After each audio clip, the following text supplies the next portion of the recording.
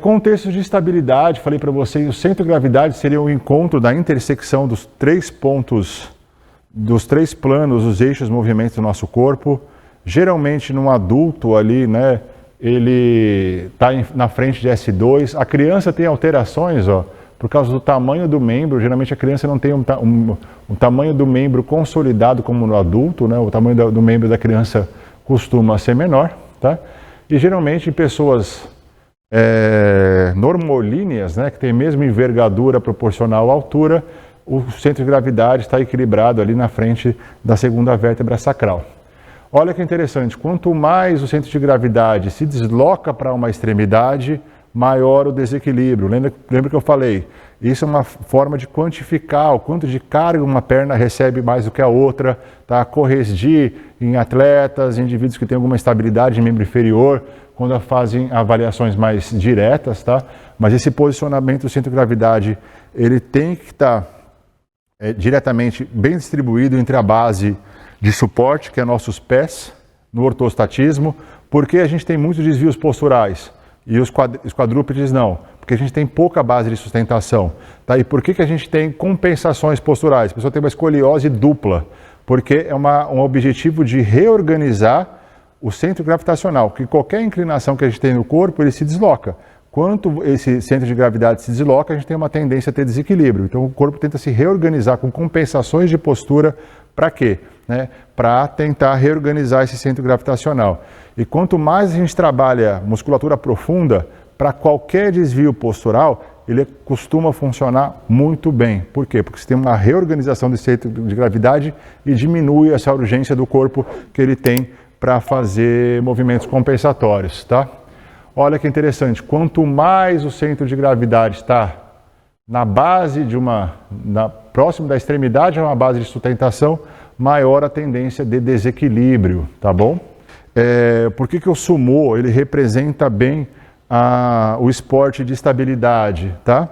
Porque é muito peso, quanto maior a massa, maior a estabilidade, grande a abertura da base de sustentação e trazendo a base de sustentação próximo ao solo, torna aquela massa mais estável, tá?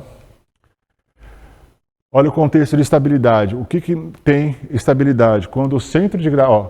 O que é a base de sustentação? É as partes do corpo em contato com o solo. Centro de gravidade está passando na base de sustentação, tem equilíbrio, tá? Aqui. O peso do corpo, do centro de gravidade direcionado ao pé, tem equilíbrio. Está na extremidade do pé, mais difícil menor é a base. A pessoa tem que ter mais controle, coordenação, estabilidade, eficiência muscular para compensar essa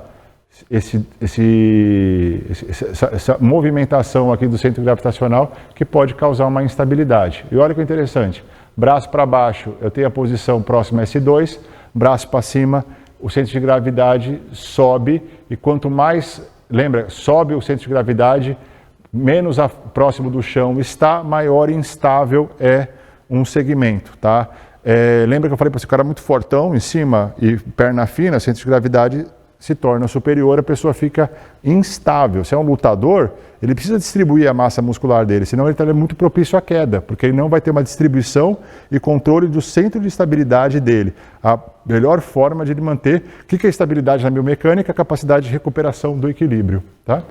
E olha que interessante, que se a gente, com relação à base, né? Se a pessoa, nosso centro de gravidade, ele sempre se desloca referente ao ponto que a gente vai manter, vai aplicar a carga. Se eu faço uma elevação lateral aqui, meu centro de gravidade tem uma tendência de se deslocar para o sentido da carga. Então, quando eu faço uma elevação lateral para cá, eu tenho uma tendência de meu corpo cair para cá. Então, tem que ter uma estabilidade abdominal. O que eu faço para compensar? Posso abrir bem as pernas, no sentido antero-posterior, que ele se desloca ao centro gravitacional, mas mesmo assim ele vai estar passando no meio da base de sustentação. Tá? Agora, se eu deixo a perna fechadinha aqui, o centro de gravidade se desloca, eu tenho uma tendência a desequilíbrio grande. Por que eu não vou cair? Porque essa musculatura de cá contrai e me puxa para manter a posição estável. Eu preciso mais controle da musculatura para manter estabilidade enquanto eu movimento segmento. Aqui as bases intermediárias, né? O BOSU, o que é a base intermediária? O que vai depender da minha estabilidade? Os pontos de contato do corpo com a base e os pontos de contato da base com relação ao solo, por exemplo. Tá? Então aqui eu tenho mais estabilidade do que aqui, porque aqui eu tenho menos partes de contato do BOSU com o solo. Tá? Aqui eu tenho menos partes da pessoa com relação ao BOSU. Tá? Então mostrando essas bases de suporte intermediárias.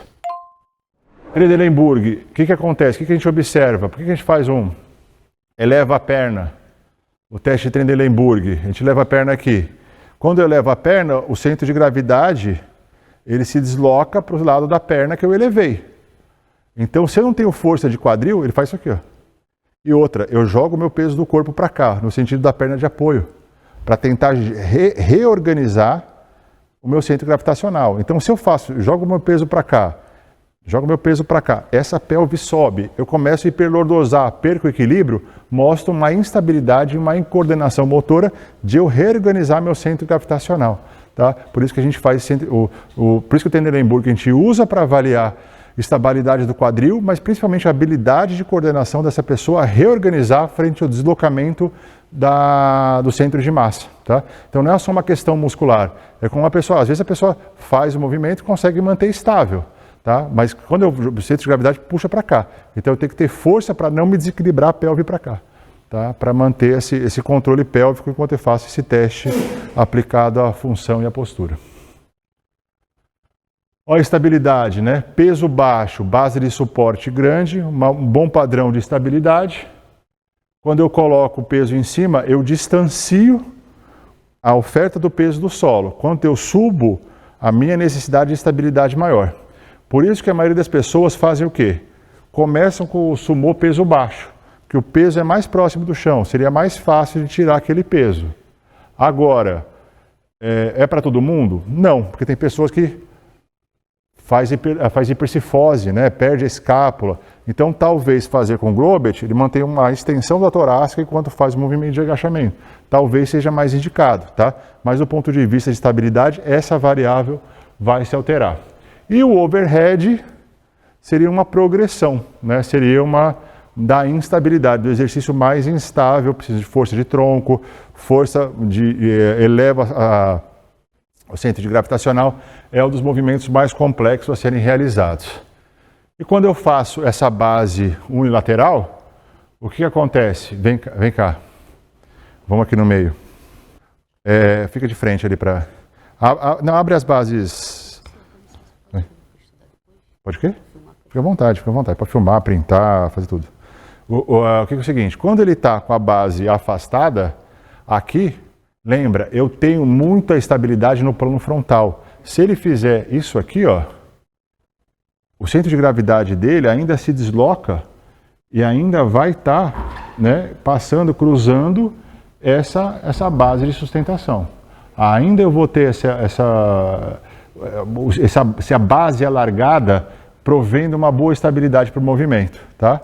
Ele tem boa estabilidade no plano frontal. Agora, se ele faz uma rosca aqui, ó, faz uma rosca qualquer, o emprego do peso está sendo anterior ao corpo dele, tem uma tendência exatamente de jogar o corpo para frente.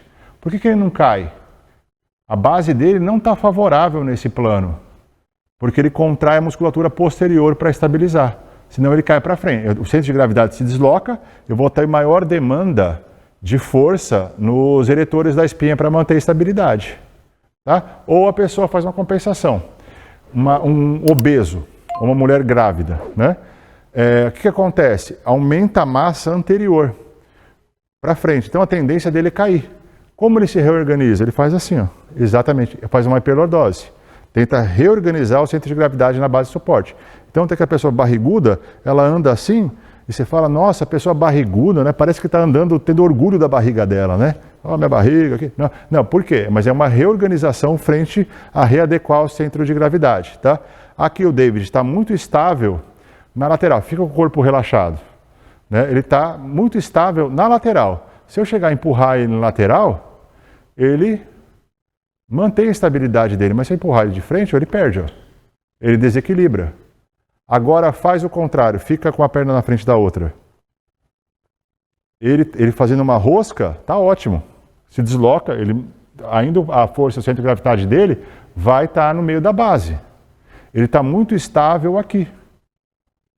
Tá? Fica levinho, só para mostrar. Agora, se eu chegar aqui e empurrar, ó, lateral, ele desequilibra. Faz a posição dos pés. Que posição é essa? É do afundo. Então, o afundo, ele está muito instável aqui, ó, nessa posição. Então, ele tem que contrair muito os flexores laterais e os abdutores para manter a estabilidade do corpo, para fazer o movimento. Tá? Por isso que a gente trabalha afundo para glúteo médio, você sente bastante. Porque você tem que ter uma eficiência de contração para contrair e manter estável de uma pessoa que está vulnerável aqui no plano frontal a ter desequilíbrios.